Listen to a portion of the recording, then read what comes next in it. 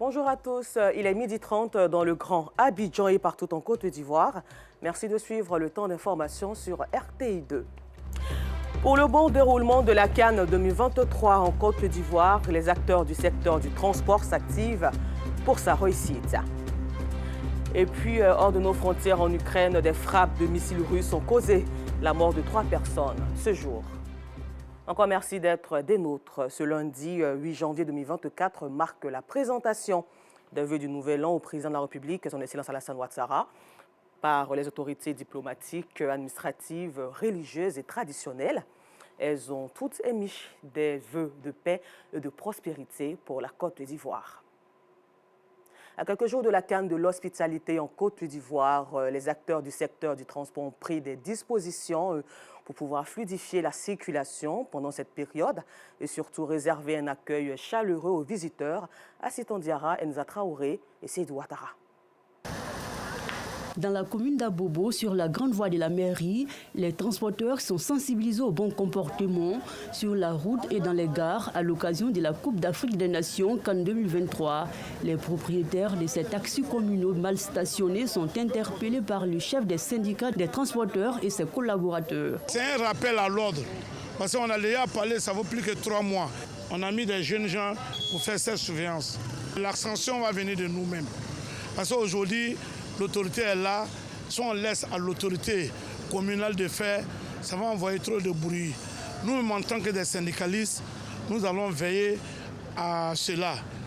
Si tu as fait en balade de la chaussée, on recale ta voiture pour 10 minutes, 15 minutes. Une brigade a été mise en place pour interdire aux automobilistes d'occuper les trottoirs de manière anarchique. Pour la sécurité, ils ont confectionné toutes les 50 blouses, voilà, pour nous les éléments de la ligne, pour que nous puissions mettre de l'ordre. Nous aurons une ville qui est très très jolie. Quand tu viens, les véhicules sont bien garés, là tu n'as pas de problème quand tu passes tranquillement. Les instructions qu'on a reçues, c'est de bien garer, bien stationner. Parce que vraiment quand il y a le désordre, c'est pas bon. Ça vous a conseillé de bien comporter, de bien stationner. Voilà, vous ne pas créer un embouteillage. Le code qui est priorité numéro 1 d'abord. Toujours dans la commune d'Abobo, dans cette salle, Harouna Kone, ex-footballeur international ivoirien, s'entretient avec les syndicats, les chefs de gare et les transporteurs pour la réussite de ce rendez-vous sportif. Les transporteurs et les syndicats sont les acteurs extérieurs de la CAN. Il faut qu'ils se sentent concernés parce que quand on parle de match ou on parle d'organisation de match, il y a forcément des transporteurs qui sont concernés. Et la sensibilisation à leur niveau, c'était dans le sens où il faut qu'ils transportent les gens, il faut qu'ils restent professionnels. Parce que les gens viendront des autres pays. Quand ils vont venir en Côte d'Ivoire, il faut que les transporteurs soient en mesure de les transporter sans problème, dans la sécurité et dans le confort. Autre commune, autre décor. Autour du slogan CAN 2023, les transporteurs s'engagent. Ibrahim Diaby, directeur du Haut Conseil du patronat des entreprises de transport routier, et son équipe visitent la gare des Bassam dans la commune de Trècheville. Ils invitent les chauffeurs de minicars à la non-consommation des stupéfiants. Nous avons lancé des campagnes de sensibilisation en faveur de nos conducteurs routiers, de nos chefs d'entreprise, de nos transporteurs, pour que premièrement les véhicules soient bien entretenus mécaniquement et électroniquement. Pour que deuxièmement, nos équipages, composés des apprentis chauffeurs, des chauffeurs, puissent avoir des attitudes qui rassurent les populations qui voyagent. À l'endroit de ces conducteurs, nous avons demandé de faire en sorte que ces étrangers ou ces populations qui seront transportées soient satisfaits à la descente des véhicules, pour qu'au retour de chaque population dans son lieu de résidence, les gens puissent avoir un bon commentaire sur la Côte d'Ivoire par rapport aux services de transport de ce pays-là. Ici, l'hygiène dans les gares et à l'intérieur des véhicules est un combat majeur. Chaque jour que Dieu fait, on les sensibilise, on leur donne des conseils, on veille de sorte que la gare soit propre pour éviter que les gens aient une mauvaise image de nous. Donc on est là pour ça jusqu'à la fin de la CAN. On espère aussi avoir une bonne CAN et on croit que tout va bien se passer. À quelques kilomètres au-delà, dans la commune d'Adjamé, Adama Touré, président de la coordination nationale des gares routières de Côte d'Ivoire, met l'accent sur l'augmentation des tarifs pendant la CAN. Le transporteur qui s'adonnera à cette pratique sera sanctionné par une brigade de surveillance. Nous allons mettre les bouchées doubles pour que toutes toutes les lignes soient investies et contrôlées par les reporters locaux ici. Avec un petit téléphone portable, on peut savoir ce qui se passe dans la gare. Tous les passagers qui vont venir en Côte d'Ivoire, dès que vous voyez une augmentation quelconque sur une ligne qui n'est pas normale, appelez au 07 58 78 78 07. Avec le numéro d'immatriculation du véhicule, où vous avez pris ce véhicule, automatiquement nous on sait quel chauffeur conduisait. On peut toujours arraisonner ce véhicule-là et faire descendre le chauffeur, mettre un autre chauffeur. Les conducteurs des minicars, des taxis-compteurs et des taxis communaux qui seront bien vêtus et qui adopteront des comportements citoyens bénéficieront d'un ticket pour assister à la CAN. Quand nous allons avoir les tickets, obligatoirement, les meilleurs qui se seront bien comportés, seront propres, vont avoir des tickets pour aller regarder des matchs. Non loin de là, dans la commune de Yopougon, Sidiki Konaté, président du syndicat des chauffeurs professionnels de Côte d'Ivoire, vérifie chaque véhicule pour interpeller passagers et chauffeurs sur le port de la ceinture de sécurité. Selon lui, dans les 5 villes qui abriteront les matchs, à savoir Abidjan, Yamoussoukro, Bouaké, Korogo et San Pedro, des mesures ont été prises pour fluidifier la circulation. Nous faisons la sensibilisation pour que les chauffeurs prennent la ceinture de sécurité. On a des amis et les collaborateurs, nous sommes partout en Côte d'Ivoire en tant que les vrais travailleurs. Même aujourd'hui, il y avait un grand séminaire à Korogo. On a des amis aussi à San Pedro qui sont en train de sensibiliser. On a des amis qui sont déjà dans les 13 communes d'Abidjan, qui sont en train de faire passer l'information. Le président de la République de Côte d'Ivoire a déjà fait sa partition. Il est en train de faire pour nous les transporteurs. C'est à nous maintenant de faire notre grand sacrifice pour aider la population à cause de la sécurité routière. Il nous motive à bien se comporter, à bien se tenir. Grâce à lui, il y a d'autres qui, par rapport à sa sensibilisation, il y a d'autres qui conduisent bien.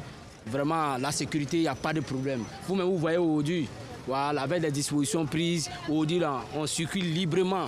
On est prêt à accueillir tous ceux qui viendront en Côte d'Ivoire pour que ça soit la meilleure CAN. Le président nous a dit qu'on va se comporter bien sur la route. On n'a qu'à respecter les mesures du ministre du Transport. Que pense la population des dispositions prises par les différents syndicats? Je pense que nous aurons des comportements de citoyens parce que la CAN, c'est une belle fête d'abord pour tout le monde, pour les Ivoiriens. Donc la réussite, ça sera pour tous. Donc je pense que tout le monde va travailler d'arrache-pied pour que ça soit une belle fête. J'ai confiance aux transporteurs parce que tout le monde va jouer un rôle primordial dans cet événement. On doit être ensemble pour essayer de les parler. Alcool sur le volant, assez de vitesse, c'est pas normal. Même si c'est pas à période de la CAN, chaque jour, ils doivent essayer de respecter les codes de la route. On ne peut pas attendre pour dire que parce que c'est la CAN, il aura bien roulé comme ça. Il y aura changé de comportement pour toujours. Je pense qu'avec les différentes sensibilisations, ça peut marcher parce que tout part d'un jour. Ce que je tiens à leur dire, c'est de respecter en fait les mesures et les différentes mesures pour le bon déroulement de la CAN. La 34e édition de la grande messe du football africain, la CAN 2023, se déroulera du 13 janvier au 11 février en terre ivoirienne. À l'instar du gouvernement, les acteurs du transport entendent fortement contribuer à la réussite de cet événement phare qui verra la participation de 24 pays du continent. Et toujours pour le bon déroulement de cette même compétition, la commune du Plateau fait peau neuve. Constatons-les ensemble. Nous avons mis de côté nos rancœurs. Nous avons compris que nous sommes tous fils de ce pays et non des ennemis. Ils sont tous habillés en t-shirt orange et blanc. C'est la commune du Plateau que le slammer, le Kakidja, a choisi pour tourner son clip pour un hommage et un soutien aux éléphants de Côte d'Ivoire. Pour lui, à quelques jours de la CAN 2023, le choix de cette place est important. Nous avons choisi le stade Félix Houphouët-Boigny parce que M. Félix Houphouët-Boigny est le premier président de la République de Côte d'Ivoire et c'est une icône de la Côte d'Ivoire. Donc c'est la raison pour laquelle nous sommes là, voilà, pour non seulement valoriser notre pays, mais également le stade que le président a renouvelé. Nous avons remarqué que plusieurs personnes ont laissé, je vais dire, les débats politiques pour enfin se concentrer sur un seul objectif qui n'est autre que la réussite de cette compétition-là. Et moi, je m'appuie sur cette image-là pour inviter les Ivoiriens à rester unis, à rester dans la paix parce que c'est ce que notre pays a besoin en fait pour le développement. À quelques pas de cette équipe, Kadio, lui, est à pied d'œuvre pour les derniers réglages au stade Félix Houphouët-Boigny. C'est un honneur pour nous, en tant qu'Ivoiriens, de participer à l'embellissement du stade Félix Houphouët-Boigny et de permettre à ce que tous ceux qui viendront puissent trouver un stade beau, merveilleux, pour la bonne pratique du sport, du football que nous aimons tant. Le stade Félix Houphouët-Boigny et plusieurs endroits aux alentours sont aux couleurs de la canne de l'hospitalité. Parmi ces lieux, le 5e pont Alassane Ouattara et la place de la République. Cette merveille est le résultat de plusieurs heures de travail.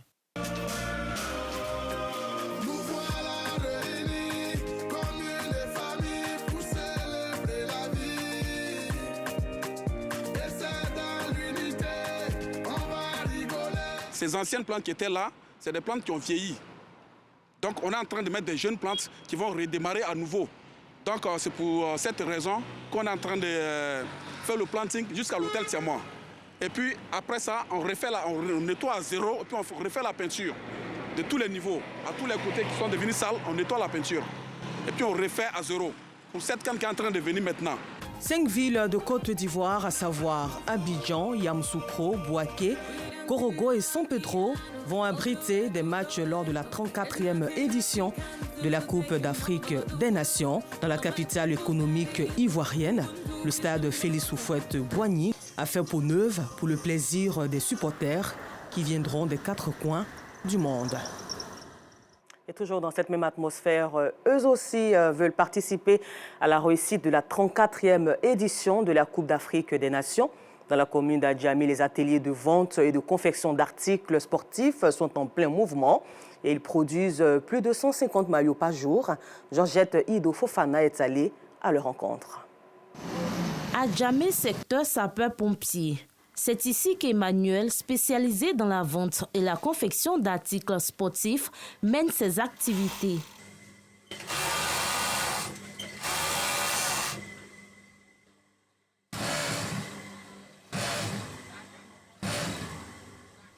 Ce matin, il confectionne des accessoires pour la CAN, Coupe d'Afrique des Nations 2023.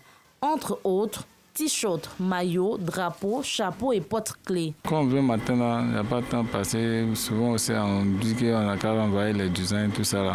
On vient pour passer le vent, tout ça. Dès qu'il y a football seulement, ça sort.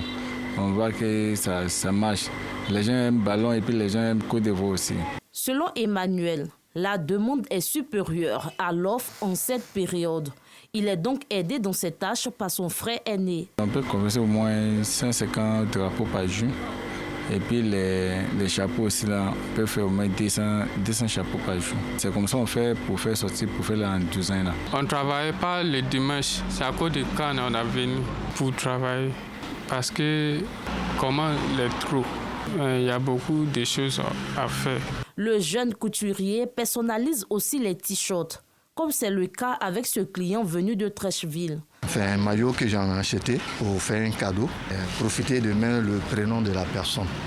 Voilà, vous savez, la canne, là, c'est chez nous. Donc, il faut aussi penser aux autres. Individualiser un t-shirt ne dure que quelques minutes. Son client se dit satisfait du résultat. Les lettres sont bien ajustées. Bon.